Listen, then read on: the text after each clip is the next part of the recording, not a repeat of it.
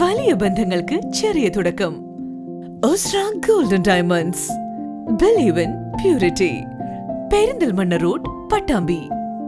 Social democratic party of India Pattambi മണ്ഡലം committee കൊപ്പത്ത് സംഘടിപ്പിച്ച അംബേദ്കർ സ്ക്വയറിൽ നിരവധി പേരാണ് പങ്കെടുത്തത്.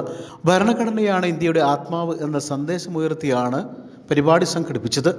SDPI ദേശീയ സമിതി അംഗം മൂവാറ്റുപുഴ അഷ്റഫ് മൗലവി പരിപാടി ഉദ്ഘാടനം ചെയ്തു.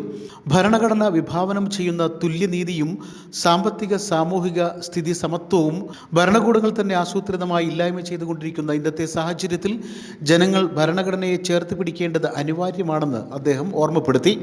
ഇന്ത്യ ഒരു മതനിരപേക്ഷ രാജ്യമായതിന്റെ ഗുണം ഈ രാജ്യത്തെ മുസ്ലിങ്ങൾക്ക് മാത്രമാണ് എന്നാണ്. അടിമ രാജ്യത്തിന്റെ ബ്രാഹ്മണത്തിന്റെ ക്യാമ്പയിനാണത്. നിങ്ങളത് ആലോചിച്ച് നോക്കിയേ. ഇന്ത്യ ഒരു മതനിരപേക്ഷ രാഷ്ട്രമായില്ലായിരുന്നുവെങ്കിൽ ഈ രാജ്യത്തെ ദളിതുകളുടെ സ്ഥാനം എവിടെയാണ്? മനുസ്മൃതി പറയുന്നത് പോലെ ദളിതുകൾ എന്ന് വേണ്ട, നായർ സമൂഹത്തിന്റെ സ്ഥാനം എവിടെയാണ്?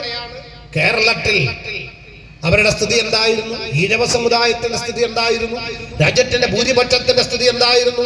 ചാതുർവർണ്ണ വ്യവസ്ഥിതിക്ക് വൈദിക മത നിയമമായ ഇവിടത്തെ മനുസ്മൃതിക്ക് വിധേയമായ ഒരു സാമൂഹ്യ സ്ഥിതി കേരളത്തിൽ തലയ്ക്ക് കരം കൊടുക്കേണ്ടി വന്ന, മാറിന്റെ അളവ് നോക്കി കരമൊടുക്കേണ്ടി വന്ന, വഴി നടക്കുന്നതിന് സ്വാതന്ത്ര്യം നിഷേധിക്കപ്പെട്ടിരുന്ന, നമുക്കറിയാലോ, അക്ഷരം പഠിക്കാൻ അവസരം നിഷേധിക്കപ്പെട്ടിരുന്ന ഒരു അപകടകരമായിട്ട് കേരളത്തിലും നിലനിന്നിരുന്നുവെന്ന് പറയുമ്പോൾ അതായിരുന്നു ഇവര് സങ്കല്പിച്ചൊരു ഇന്ത്യ.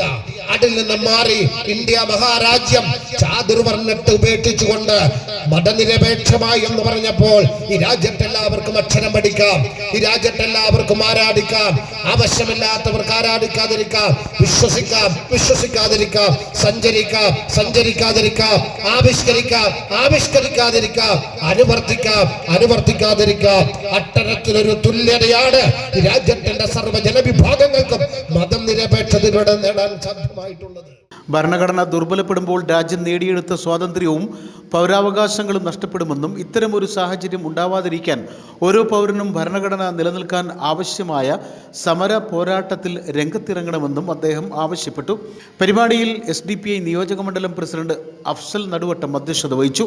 മണ്ഡലം സെക്രട്ടറി റഷീദ് VMH, ജില്ലാ കമ്മിറ്റി അംഗം അലി KT, മണ്ഡലം treasurer Latheef Darimi, joint secretary Sajeer Babu, Yusuf Kutty, women India movement മണ്ഡലം president Hafsa Sulaiman, SDTU area president Azeez Vadanakurissi തുടങ്ങിയവർ പരിപാടിയിൽ പങ്കെടുത്ത് സംസാരിച്ചു.